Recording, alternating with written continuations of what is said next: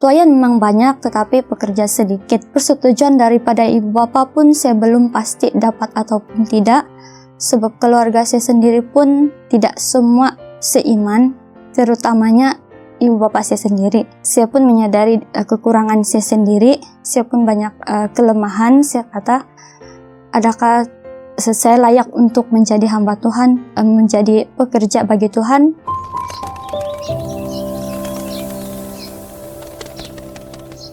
Dalam nama Tuhan Yesus saya berbicara. Nama saya Rozila. Di sini saya akan menyampaikan kesaksian saya bagaimana Tuhan memanggil saya untuk menjadi seorang hambanya. Kisah ini bermula apabila saya masih lagi dalam pengajian saya di university. Seingat saya pada tahun 2020, di mana pada ketika itu adalah berlakunya pandemik. Dan seingat saya pada ketika itu saya tinggal di kemah doa di gereja Kelantan, di mana pada ketika itu kami 2 orang sahabat saya, seorang dari Keningau, di mana dia pun belajar di Terengganu. Kami menginap di sana dan setiap hari kami mengikuti kebaktian atas talian disebabkan pada ketika itu adalah pandemik dan tidak boleh datang ke gereja untuk kebaktian, maka kami hanya mengikut kebaktian atas talian. Jadi pada ketika itu, apabila kami mengikuti kebaktian atas talian, ada seorang pendeta di mana dia telah mengatakan di mana khotbahnya tentang mencari seorang hamba Tuhan, dan di situ ada mengatakan, seingat saya adalah dalam satu nas khotbah yang mengatakan tuayan memang banyak tetapi pekerja sedikit, di mana ayat ini tercatat dalam Lukas pasal 10 ayat 2. Jadi pada ketika itu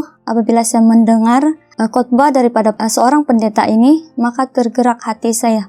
Saya adalah seorang belia dan seorang pelapis kepada kerja pelayanan di gereja, dan di situ saya terfikir, kenapa saya tidak mengambil peluang ini untuk menjadi seorang hamba Tuhan, bekerja bagi Tuhan. Karena seingat saya di Sabah ini ramai belia, tapi masih ada di kalangan belia yang masih belum berani untuk menceburkan diri di dalam bidang ini, terutamanya perempuan. Jadi pada ketika itu saya menyadari diri sendiri juga adalah seorang pelapis kepada kerja pelayanan ini. Maka pada ketika itu saya bertanya kepada kawan saya teringin sangat untuk menyampaikan firman Tuhan, tapi memandangkan saya sendiri juga mempunyai pengalaman ataupun pengetahuan dalam ilmu agama ini adalah sangat kurang dan tidak ada pengalaman untuk menyampaikan firman Tuhan.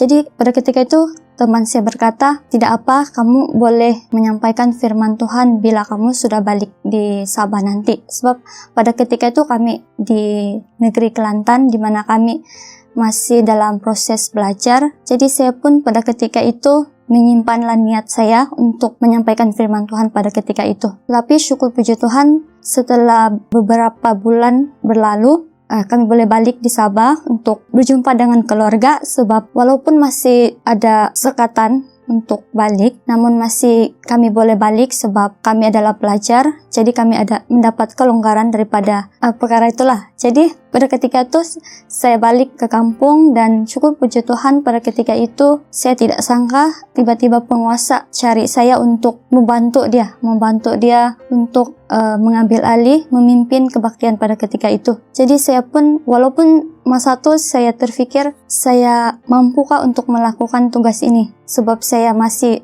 tidak ada pengalaman, tapi saya cuma pikir saya sadar Tuhan, pasti Tuhan akan bantu saya. Jadi pada ketika itu saya dengan beranikan diri pergi depan dan saya pimpin kebaktian pada ketika itu cuma baca ayat Alkitab, nyanyi kidung dan berdoa. Itu adalah pertama kali saya memimpin kebaktian, dan seterusnya lagi saya tidak berapa ingat, tapi kedua kalinya saya diminta juga untuk memimpin kebaktian, di mana pada ketika itu saya coba untuk mengambil naskah khotbah yang dibawa oleh pendeta ataupun saudara sebelum ini untuk saya kongsikan bersama dengan jemaat. Pada ketika itu saya mengulang kaji sendiri dan coba untuk memahami, sebab bagi saya sendiri untuk mempelajari firman Tuhan itu bukan mudah. Dan untuk menafsir ayat Alkitab itu pun bukan mudah. Jadi sebelum saya mengulang kaji naskah khotbah yang telah saya pilih, saya berdoa dulu dan saya sandar Tuhan supaya Tuhan memberi saya hikmat untuk memahami bagaimana untuk saya menyampaikan firman selepas saya mengulang kaji masa itu. Jadi syukur puji Tuhan pada ketika itu saya mengulang kaji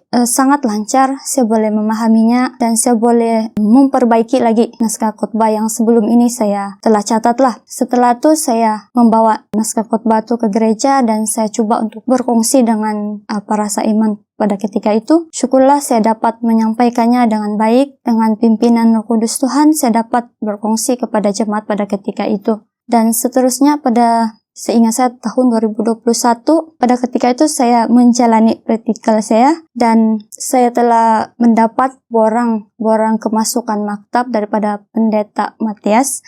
Seingat saya, di mana pendeta berkata, "Kamu tidak ada niat untuk isi borang ini kah?" Pendeta tanya saya. Jadi masa itu saya berpikir, saya ada niat, cuma saya belum pasti. Saya katalah sebab saya masih belajar dan masih dalam masa praktikal. Dan ada sebab lain juga, yaitu keluarga saya sendiri. Sama ada mereka bersetuju ataupun tidak. Sebab masa itu saya belum cerita dengan keluarga saya sendirilah. Jadi niat itu saya simpan sampailah habis praktikal saya masa berlalu pertengahan tahun 2022 seingat saya. Pada ketika itu Pendeta Lemuel dia ada message saya, dia kata, "Haleluya saudari, kamu masih ada niat untuk menjadi seorang pendeta?" Itu kata Pendeta Lemuel lah. Jadi saya pun berpikir, saya tanya diri sendiri, adakah niat itu masih ada? Lama juga saya berpikir pada ketika itu dan saya menjawabnya, masih ada niat, cuma saya kata dengan pendeta, layakkah saya untuk mohon kemasukan maktab ini? Sebab saya pun menyadari kekurangan saya sendiri, saya pun banyak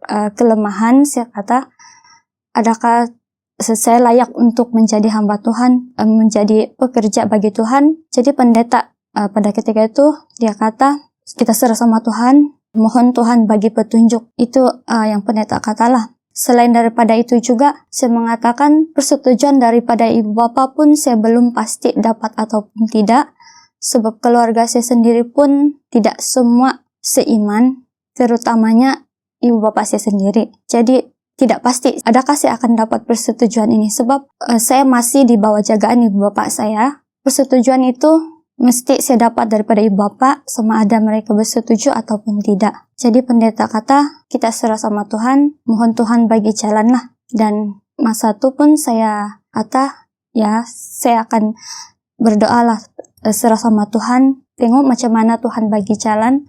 Masa berlalu, saya pun sudah lupa semua tuh. Tapi setiap hari saya doa juga, saya minta Tuhan bagi petunjuk lah. Jika Tuhan memang ingin saya menjadi seorang hambanya, pasti Tuhan akan bagi jalan juga lah. Dan seterusnya pada ketika itu, saya ingat saya Pendeta Yunias. Pendeta Yunias, dia datang masa KKR Marais itu saya ingat, dia datang, dia tanya saya, "Kamu masih lagi mau untuk mohon masuk maktab?" Pendeta tanya saya. Masih, cuma saya belum dapat borang dan saya masih belum pasti sama ada ibu bapak saya setuju ataupun tidak. Sebab belum lagi saya cerita ini perkara lah dengan ibu bapak saya. Dan terakhir Pendeta Yeremia. Pada ketika itu Pendeta Yeremia jumpa juga saya. Dia tanya saya, "Kamukah yang memohon masuk maktab?" Saya jawab, "Iya pendeta, cuma saya tidak pasti saya layakkah tidak." Itu saya jawab sama pendeta lah. Dan syarat-syarat itu pun saya tidak pasti saya layak ataupun tidak. Sebab syarat itu pun saya ada yang tidak memenuhi. Permohonan saya itu tidak memenuhi syarat. Jadi pendeta kata, tidak apa, nanti pendeta akan bincang dan pendeta akan bagi borang. Jadi pada ketika itu saya pun tidak berharap lah. Saya tidak berharap sama ada borang itu datang ataupun tidak. Saya serahkan sama Tuhan. Jika Tuhan ingin saya mengisi borang itu, pasti borang itu akan datang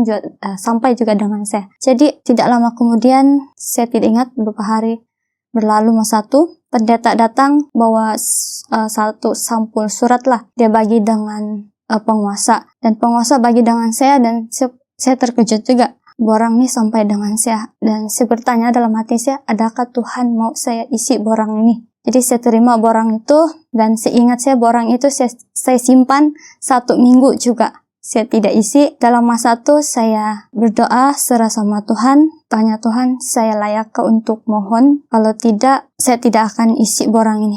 Saya kata begitulah. Dan dalam tempo 1 minggu tuh saya memang serah sama Tuhan, saya tanya Tuhan, kalau memang Tuhan mau saya isi, bila saya isi borang ini, saya serah dengan ibu bapak saya, dia akan tanda tangan. Jika tidak, itu tandanya Tuhan tidak pilih saya lah untuk isi borang itu. Jadi 1 minggu tuh saya ambil masa untuk berdoa lah, serah dengan Tuhan semua. Terus seingat saya malam Sabat selepas kami latihan nyanyian kidung ataupun belajar membuat naskah khotbah, itu saya lupa sudah, cuma seingat saya mungkin itu. Jadi masa itu saya balik rumah, sebelum saya isi borang, saya berdoa dulu, baru saya isi borang itu, dan saya pergi di bilik ibu bapak saya tanya, ini adalah borang untuk saya mohon masuk maktab menjadi seorang pendeta. Jadi masa saya bagi borang itu, bapak saya cuma kata, mana tempat untuk tanda tangan.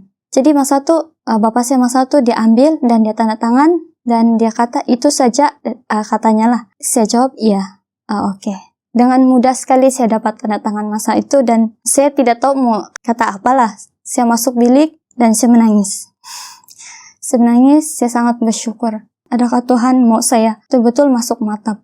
Pada ketika itulah saya pikir, dan memang perasaan saya sangat bersyukurlah pada ketika itu. Saya masih sebenarnya ada keraguan, sama ada mereka masa itu tahu borang itu adalah untuk apa. Jadi pada keesokan harinya itu saya tanya lagi ibu saya lah, adakah bapak tahu ini borang ini adalah untuk menjadi seorang pendeta? Mama saya jawab, ya dia tahu. Jadi bagaimana respon dia? Itu saya tanya dengan ibu saya lah. Jadi ibu saya kata dia oke saja. Jadi syukurlah masa itu saya gembira juga, sangat bersyukur kepada Tuhan. Dan borang itu terus saya serahkan kepada pendeta, dan pendeta bawa borang itu dan serahkanlah kepada pihak yang mengurus dengan borang itulah. Cuma pada proses saya tunggu untuk panggilan temu duga sama ujian, pada ketika itu saya masih ada keraguan lah.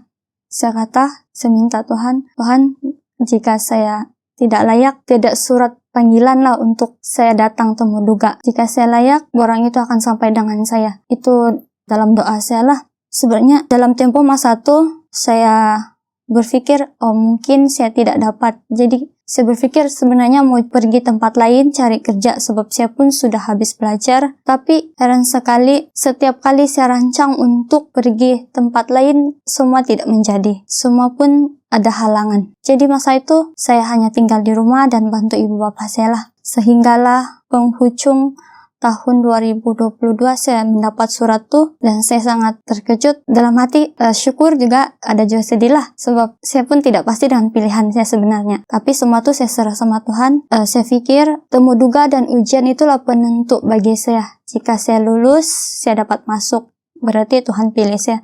Jika saya gagal, berarti saya tidak layak. Jadi pada masa itu setibanya untuk kami temu duga dan ujian, sebelum ujian saya berdoa dulu lah, serah sama Tuhan. Jika semuanya berjalan dengan lancar dan saya lulus, saya akan masuk. Jika tidak, saya undur diri lah. Dan semuanya berjalan dengan lancar, dan dalam masa itu juga kami tunggu, saya lupa berapa lama, tapi ada lama juga lah. Nanti itu pun hampir macam putus asa mau menunggu sama ada ujian kelulusan itu, maksud saya akan lulus ke ataupun tidak. Tapi bila ada satu surat mengatakan saya diterima, terima sekali saya katakan syukur puji Tuhan lah. Jadi saya terima surat itu, dan saya terima, dan saya masuk juga lah maktab pada hari ini. Dan syukur puji Tuhan lah, pimpinan Tuhan sampai saya di sini, dan saya dapat belajar juga. Walaupun sebenarnya saya banyak kekurangan dengan ilmu pengetahuan agama, tapi saya coba untuk berusaha untuk lebih mempelajari lagi firman Tuhan, untuk memperbaiki yang mana yang kurang lah setakat ini. Itu saja daripada saya lah.